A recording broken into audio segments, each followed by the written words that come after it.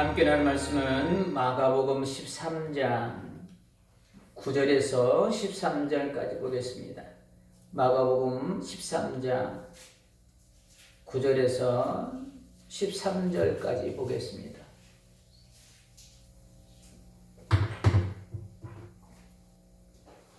구절부터 봉독해 드립니다. 너희는 스스로 조심하라. 사람들이 너희를 공회에 넘겨주겠고 너희를 회당에서 매질하겠으며 나로 말미암아 너희가 권력자들과 임금들 앞에 서리니 이는 그들에게 증거가 되려 함이라. 또 복음이 먼저 만국에 전파되어야 할 것이니라. 사람들이 너희를 끌어다가 넘겨줄 때에 무슨 말을 할까 미리 염려하지 말고 무엇이든지 그때에 너희에게 주시는 그 말을 하라. 말하는 이는 너희가 아니요 성령이시니라. 형제가 형제를, 아버지가 자식을 죽는 데에 내주며 자식들이 부모를 대적하여 죽게 하리라. 또 너희가 내 이름으로 말미암아 모든 사람에게 미움을 받을 것이나 끝까지 견디는 자는 구원을 받으리라. 아멘. 할렐루야. 우리 옆사람과 인사합니다. 흘러보냅시다. 네, 자신에게 한번 축복했으면 좋겠습니다. 자신에게 늦게 축복하시기 바랍니다. 자신을 향해서 나는 축복의 통로다. 나는 축복의 통로다. 네, 나는 축복의 통로다. 이 자부심을 잊지 마시기 바랍니다. 오늘 제목은 나의 힘이 아닌 주님의 힘이라는 제목으로 함께 은혜를 나누도록 하겠습니다. 오늘도 역시 질문으로 한번 설교를 시작해 보려 합니다. 만약에 하나님께서 여러분에게 내일 일을 알 수 있는 능력을 주신다면, 그러니까 오늘 일이 아니라 내일 나에게 어떤 일이 벌어질까, 어떤 일이 일어날까, 이것을 알 수 있는 능력을 준다면 어떨 것 같습니까? 근데 단 조건이 있습니다. 그게 뭐냐면 그 상황을 바꿀 수는 없습니다. 내일 일을 그대로 받아들여야 돼요. 그런데 내일 일은 내가 할 수가 있어요. 그 능력을 주신다면 좋을까요? 나쁠까요? 좋아요? 좋을 수 있겠죠. 네. 각자의 그거는 각자가 다 판단하기 나름이니까요. 우리 권사님은 좋다고 그랬는데 저는 약간 조금 부정적인 안 좋은 쪽으로 좀 생각을 좀 들더라고요. 예를 들어서 이런 상상을 해봤습니다. 사랑하는 남편이 서프라이즈 해준다고 나 몰래 반짝이는 알이 박힌 반지를 준비했어요. 그런데 내가 그걸 알고 있어요. 내일 우리 남편이 이렇게 이 반지를 나에게 어떻게 이렇게 전달해 주겠구나. 내일 이제 남편은 몰래 준비하고 있는데 내일 내가 그걸 알고 있다면 내놔. 당신 이거 처음 꼈잖아. 그거 하지 말고 빨리 내놔. 아마 이럴 거예요. 왜요? 내일 벌어질 일을 알고 있으니까. 행복감이 덜하겠죠? 물론 좋긴 좋겠죠? 왜요? 알이 박힌 뭔가를 받으니까. 좋긴 좋겠죠? 기쁘고 또 행복하겠죠? 그런데 모를 때와 알고 받는 것과 좀 차이가 있을 거예요. 모르고 받았을 때 정말 그 기쁨은 배가 될 거예요. 아는 게 병이라는 말처럼 그동안 예를 들어서 내 몸 안에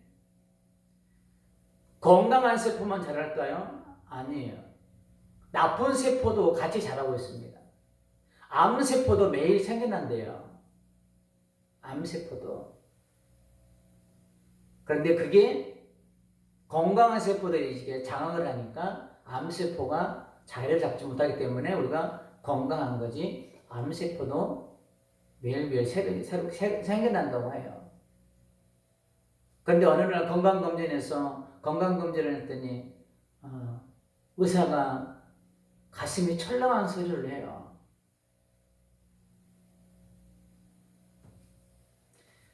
그런데 의사가 가슴이 철렁한 소리를 할 때와 하기 전에도 그 병은 내 안에 동일하게 존재하고 있습니다.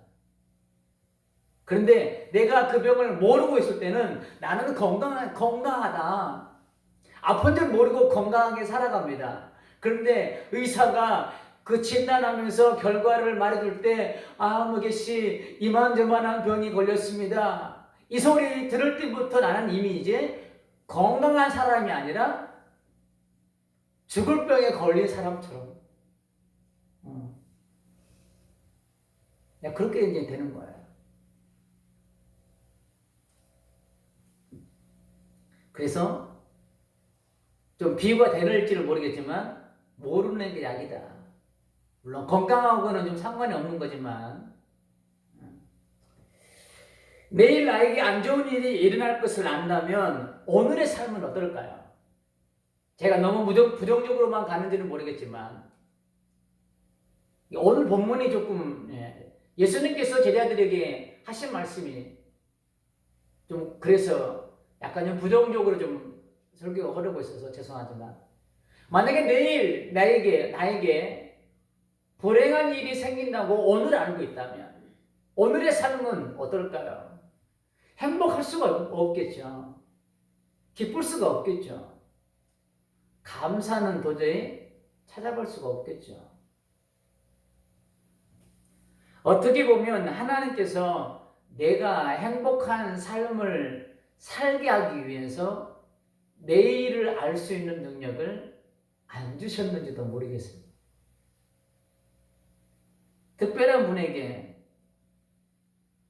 예언의 은사, 투시의 은사를 주신 분도 있지만 보편적인 성도들에게는 내일 일을 모르는, 알 수 없는 그런 은혜를 우리에게 안 베푸시는 게 오히려 나에게는 행복인지도 모르겠습니다.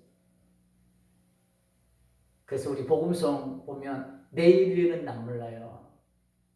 이런 게 있잖아요. 우리 한번 1절만 한번 우리 그런 의미에서 1절만 한번 우리 드려보겠습니다. 내일 일은 난 몰라요.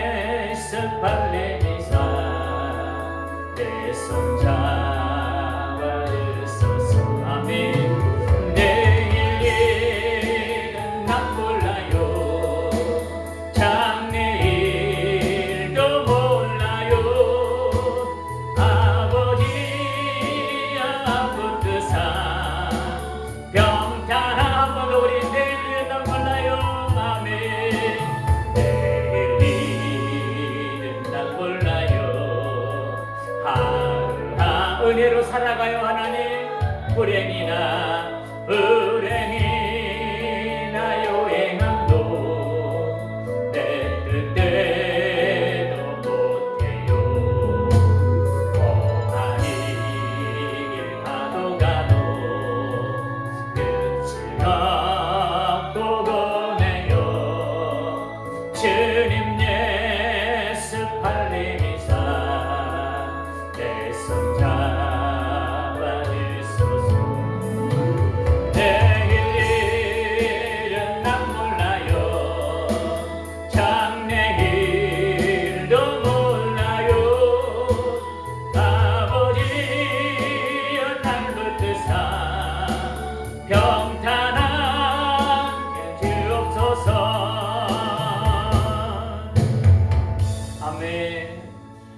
아멘입니다.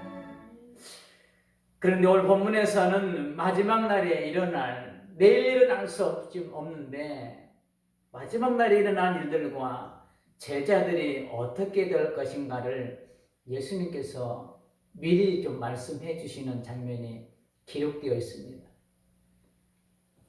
그런데 본문의 내용을 보면 제자들이 앞으로 맞이할 일들이 하나같이 좋은 일들이 아니라 안 좋은 일들 뿐입니다. 두려운 일들 뿐입니다. 앞으로 너희들에게 이런 일들이 일어날 거야. 이런 안 좋은 소리를 듣고 있는 제자들의 마음은 어땠을까? 의사 앞에서 아무개시 이만저만 합니다. 이 소리 들을 때의 그 기분과 저희 큰형님이 순천향대학병원에서 검사를 했는데 다 내보내고 저한테 그 교수가 3기입니다. 머리가 하얘지더라고요. 몸에 힘이 다 빠져. 암 3기입니다. 지금 제자들의 마음을 조금 이해할 수가 있어요. 제자들은 나름 열심을 가지고 멋진 포부를 가지고 예수님의 사역을 도왔습니다. 그런데 예수님의 입에서 좋은 말이 나오는 것이 아니라 이제 말세가 되고 내가 다시 올 텐데 내가 너희를 위해서 이것저것 다 준비해놨으니까 잘 감당해라. 적어도 본문 안에서만 보면 그런 말씀이 하나도 없어요. 그런 말, 좋은 말이 나오는 것이 아니라 매질과 미움과 고문과 같은 핍박이 있을 것이라는 말을 들은 제자들은 아마 그 예수님의 그 말을 믿지 않았을 거예요. 아니, 믿고 싶지 않았을 겁니다. 그런데 예수님께서 하신 이 말씀이 현실로 나타났습니다.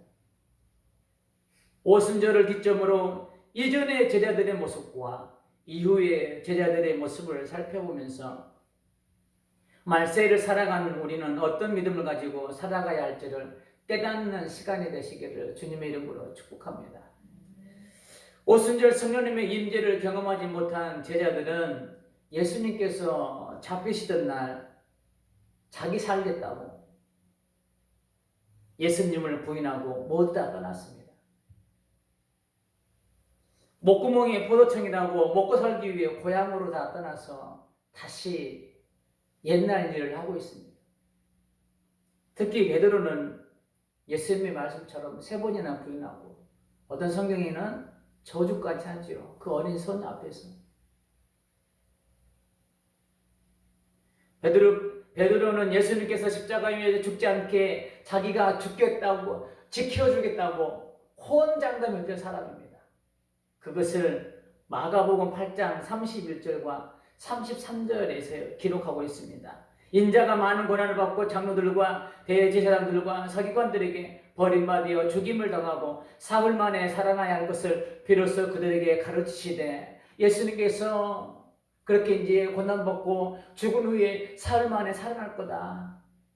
이 말을 들은 베드로가 이렇게 장담합니다. 드러내놓고 이 말씀을 하시니 베드로가 예수를 붙들고 항변하며 예수께서 돌이키사 제자들을 보시며 베드로를 꾸짖어 이르시되 사탄아 너희들은 물러가라. 네가 하나님의 일을 생각하지 아니하고 도리고 사람의 일을 생각하는도다. 하나님이 그렇게 십자가에 위해서 비참하게 죽게 내버려 두지 않겠다는 거예요.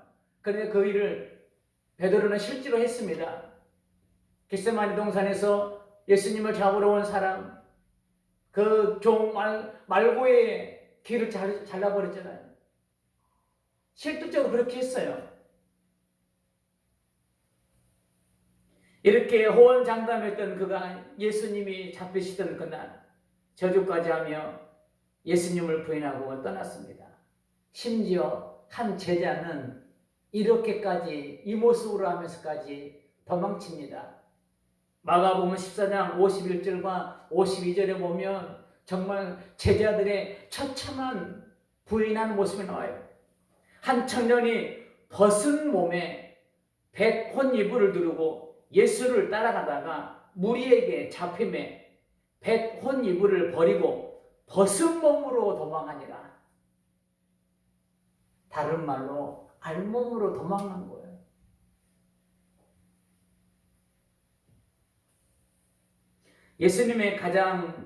예수님의 능력을 가장 가까운 곳에서 직접 눈으로 보았고 가장 가까운 곳에서 예수님의 가르침을 받았던 제자들입니다.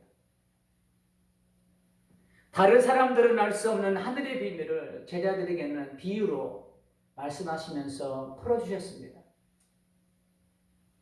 그런 제자들이 왜 이런 모습들이 보였을까요? 그 답을 우리가 조금 전에 공독했던 마가복음 8장 33절에서 찾아봅니다.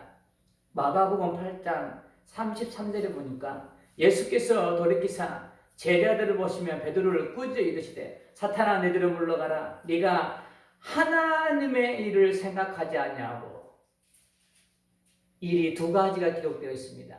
하나님의 일을 생각하지 아니하고 도리어 누구의 일을 생각한다고요? 사람의 일을 생각하는도다. 중요한 단어입니다. 하나님의 일과 사람의 일. 예수님께서는 하늘의 일을 말씀하시는데 하나님의 일을 말씀하시는데 제자들은 그 말씀을 하늘의 일로 보지 않습니다. 하나님의 말씀으로 들리지 않습니다. 사람의 말로 듣고 있습니다. 제자들은 예수님을 구원자 그리스도로 보지 않았기 때문이에요. 지난번에 말씀드렸듯이 예수님을 정치적 메시아로 바라보고 있었기 때문에 예수님이 하신 말씀마다 그거와 정치와 연관시켜서 듣고 있는 거예요. 그래서 예수님은 하늘의 일, 하나님의 일을 말씀하시는데 제자들은 땅의 일, 사람의 일을 생각하는 거예요. 제자들이 그렇게 예수님을 부인하고 떠났던 이유가 여기에 있는 거예요. 사람의 일을 생각하는, 땅의 것과 연관시켜서 보는 거예요.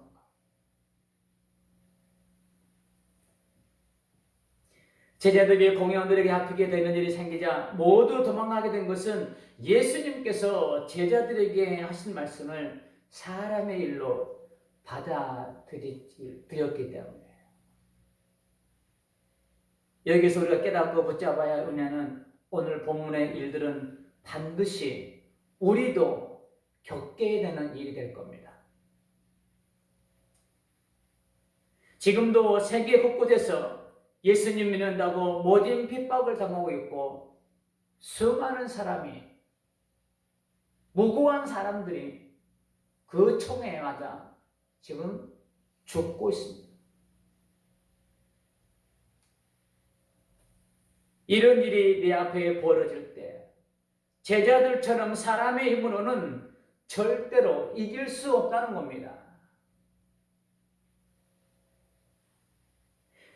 예수님을 부인하면 살려주겠다고 내 머리에 총을 들이대고 있을 때 사람의 힘으로는 이 두려움을 이겨낼 수가 없다는 거예요. 제자들처럼 내 눈앞에서 살아가는 자식을 인질로 삼고 예수님을 부인하지 않으면 사랑하는 자식이 죽게 됩니다. 부인하면 내 자식이 살고 예수님을 부인하지 않으면 내 자식이 죽는 거예요. 이런 상황에서 부모인 나는 나의 힘으로는 버틸 수 없는 그들의 말에 수긍하고 말할 거예요. 제자들처럼 예수님을 철저히 부인하고 내 살겠다고 도망갈 수밖에 없는, 무너질 수밖에 없는, 인간은 약할 수밖에 없는 이런 존재인 거예요. 내가 아무리 용을 쓰고 몸부림치며 머리를 굴려도 그 나물에 그 밥인 것이 인간의 모습입니다. 그렇기 때문에 나의 힘을 의지해서는 오늘 본문과 같은 일들이 앞으로 내 앞에 일어날 때 내 힘으로는 절대적으로 이길 수 없다는 거예요. 제자들처럼 처참하게 패배할 수밖에 없습니다. 영적 전쟁에서 진 패전병이 되고 만다는 겁니다. 어떨 때요? 나의 힘을 의지할 때. 그런데 하나님은 우리를 사단에게 이기는 인생으로 만들으셨을까요? 지는 인생으로 만들었을까요? 이기는 인생으로 만들어 주셨어요. 이기는 인생으로 끝을 맺게 하십니다. 지는 인생으로 끝을 맺게 하지 않아요. 그렇기 때문에 우리에게 소망이 있는 거예요. 그렇기 때문에 예수님의 소망이신 거예요. 그렇기 때문에 이 성경이 참 진리인 거예요. 십자가 위에서 죽음으로 승리하셨던 것처럼 우리 역시도 인생의 결말을 승리로 끝맺게 합니다. 그 비결을 오순절 이후에 제자들의 모습에서 찾아보도록 하겠습니다. 이제 제자들이 마가의 다락방에서 예수님이 잡히신 후에 돌아가신 후에 제자들은 다 가잖아요. 그리고 예수님 다시 살아나시잖아요. 그리고 성찬하면서 선지자를 통해서 약속한 성령을 너에게 보내주더니 예루살렘을 떠나지 말고 그때까지 기다려라. 이 말씀에 순종하면서 그들이 뭐 했나요? 마가의 다락방에 모여서 기도했습니다. 그 요엘서에서 약속하셨던 그 성령님을 기다리며 바로 그때 하늘부터 성령님이 그들에게 강력하게 임재하십니다. 자기 살겠다고 예수님을 떠나 고향으로 돌아가 언제 그랬느냐는 듯이 예수님을 따르던 사람이라고 소문날까봐 두려움에 떨며 조용히 살던 제자들, 그런 그들이 성령님의 임재를 충만하게 받은 제자들은 숨어있던 골방에서 나와 담대하게 복음을 증거하기 시작합니다.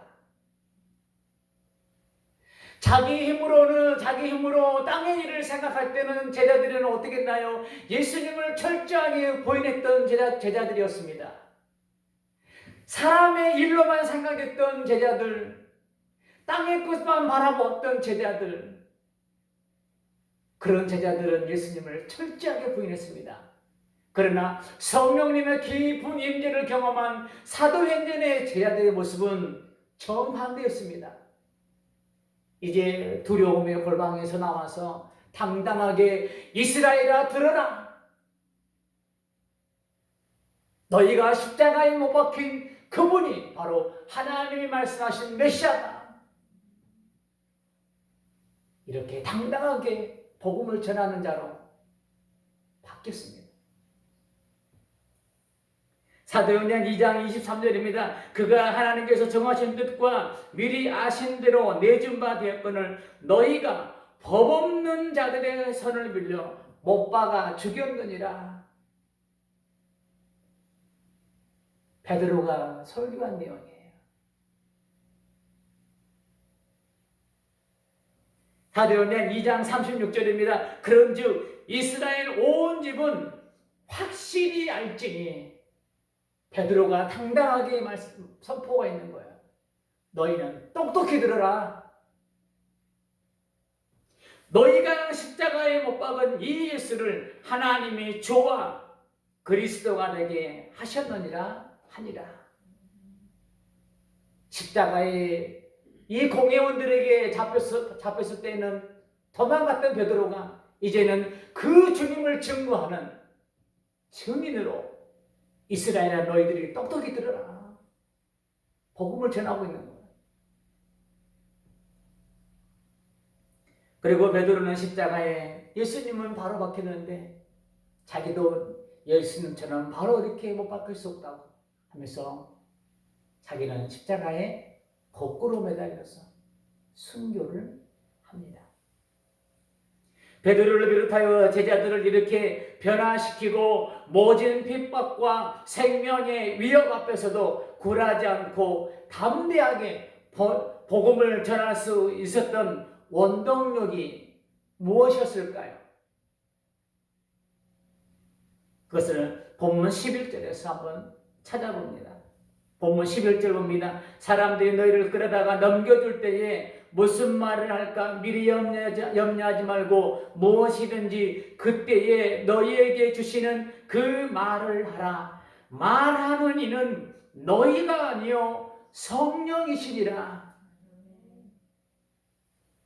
이 예수님의 오늘 본문의 말씀이 사도행전에서 그대로 이루어집니다. 사도행전 4장 5절에서 8절까지 보면은 그대로 이루어집니다. 이튿날 관리들과 장로들과 서기관들이 예루살렘에 모였는데 대제사장 안나스와 가야바와 요한과 알렉산더와 및 대제사장의 문종들이 다 참여하여, 그러니까 이 예루살렘의 모든 관리들이 지금 베드로 앞에 다 모인 거예요. 사도들을 가운데 세우고 묻되 너희가 무슨 권세와 누구의 이름으로 이 일을 행하였느냐. 이게 무슨 말이냐면 안진뱅인가 봉헌인가를 고쳐준 거예요. 이 일을 지금 가지고 지금 제자들에게 트집잡고 있는 거예요. 그래서 이 물음에 베드로는 이렇게 당당하게 말합니다. 이에 베드로가 성령이 충만하여, 뭐가 충만하여? 성령이 충만하여 이르되 백성의 관리들과 장로들아 들어라. 예수님께서 오늘 본문 11절에 관료들 앞에 설 때 너가 무슨 말 할지 염려하지 말아라. 너희들이 해야 될 말을 이미도 성령께서 너희 생각에 넣어주실 것이다. 그 말하는 일은 너희가 아니라 성령님이시다. 이 말씀이 이 지금 사도행전 4장에서 지금 이루어지고 있는 거예요. 성령님께서 베드로의 입술을 여시사 관료들 앞에서 당당하게 성령님께서 베드로의 입술을 지금 사용하고 있는 거예요. 전에는 예수님의 말씀을 사람의 일로 알고 본인들의 힘으로 어떻게 해보려고 했던 베드로와 제자들은 자기의 힘을 의지했을 때는 철저하게 무너졌습니다. 사단에게 농락당하고 말았습니다. 전쟁에 거진 폐렴병처럼 살았습니다. 그러나 그들이 지금 담대하게 복음을 전하고 있게 된 것은 성령님의 능력이 그들을 이끌고 있기 때문이에요. 지금 베드로가 관료들 앞에서 이렇게 당당하게 복음을 증거할 수 있는 것은 그들의 능력이 아닌 거예요.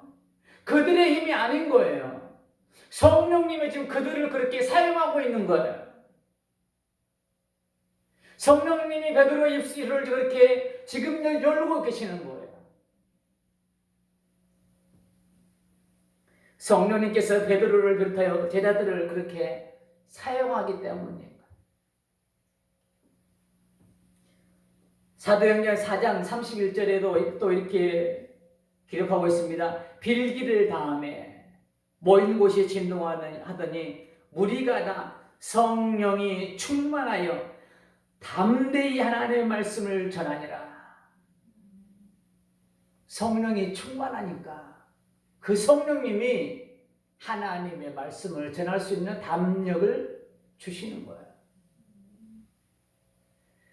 그들을 이끌고 있는 원동력이 성령님이신 거예요.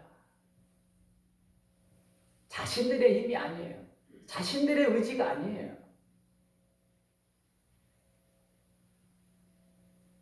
저를 보더라도 생명과도 연관이 없는 삶의 작은 문제 앞에서도 염려와 근심과 걱정으로 가득 찹니다.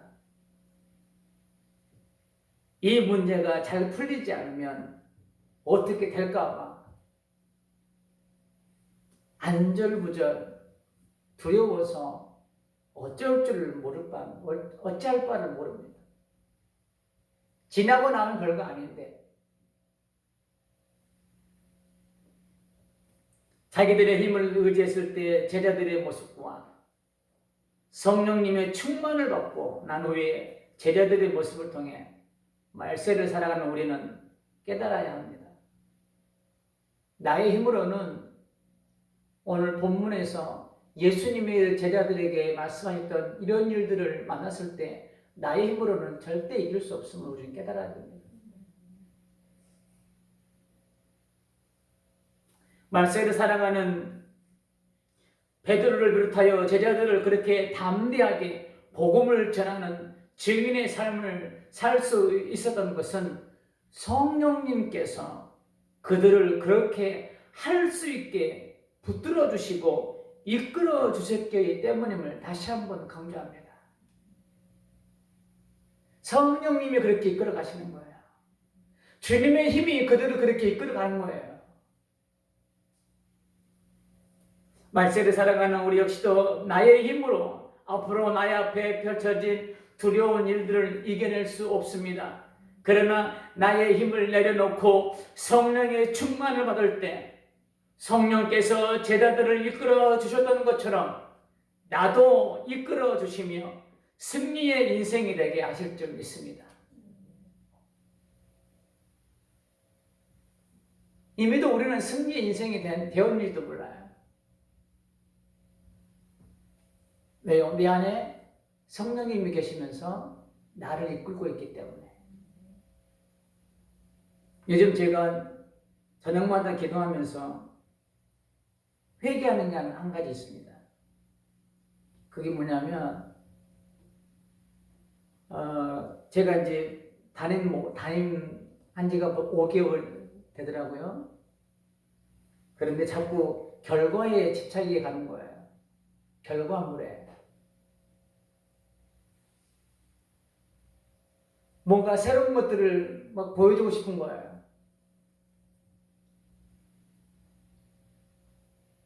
제가 담임 맡으면서 막 부흥되는 것들을 막 이렇게 하고 싶은 거예요. 예배 인원에 막 내 마음이 자꾸 갈 때가 있었어요. 요즘 제가 가장 많이 회개하는 게 그거 있어요. 지금도 회개하고 있고. 하나님 숫자에 내 마음 뺏기지 않게 해달라고.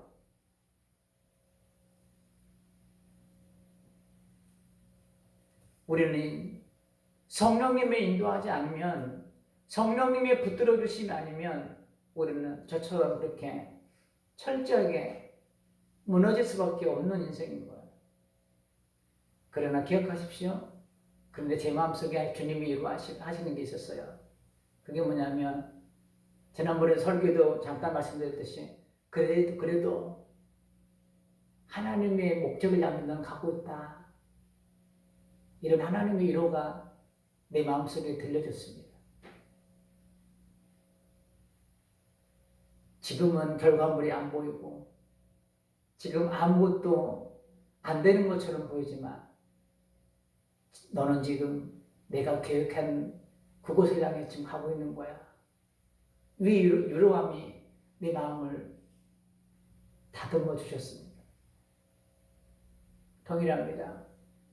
지금 제자들 본문의 내용처럼 여러분의 삶 앞에 그런 힘겨움이 있을 수 있습니다. 어려움이 있을 수 있습니다. 그러나 성령님을 의지하십시오.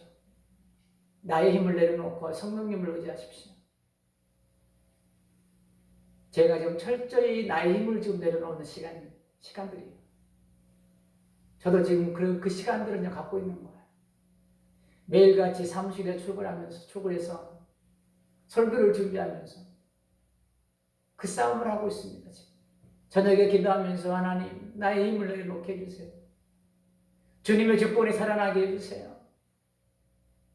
우리 교회가 교회다운 모습으로 세워지게 해주세요. 아마 지금 코로나가 아니었으면 내 의가 막 드러나서 막 내 의 열심으로 막 했을 거예요. 사역을 했을 거예요. 하나님 없는 사역이 될지도 몰라요. 그래서 내가 열심히 했으니까 지금 이런 결과물이 있는 거야. 그렇게 나를 자랑할지도 모르겠어요. 그런데 코로나 때문에 그렇게 할 수 없잖아요. 감사가 되더라고요. 이 코로나가 내게는 감사가 되는 거예요. 이 기간 동안 내가 아무것도 할 수 없음에도 감사가 되더라고요. 나의 힘을 내려놓는 시간, 하나님을 붙드는 시간, 하나님을 바라보는 시간, 그 시간으로 삼으니까 동일하게 우리 성도님들에게도 권면하고 싶습니다. 그런 시간들 속에서 나의 힘을 의지하지 말고 성령님을 의지하는 그런 시간들로 만들어 가시기를 주님의 이름으로 축복합니다. 결론입니다. 우리 성경 한 곳을 찾아서 다 같이 봉독한 후에 마무리하도록 하겠습니다. 스가랴서 4장 6절입니다. 제가 보는 성경으로는 구약 1315페이지입니다. 스가랴서 4장 6절, 구약 1315페이지.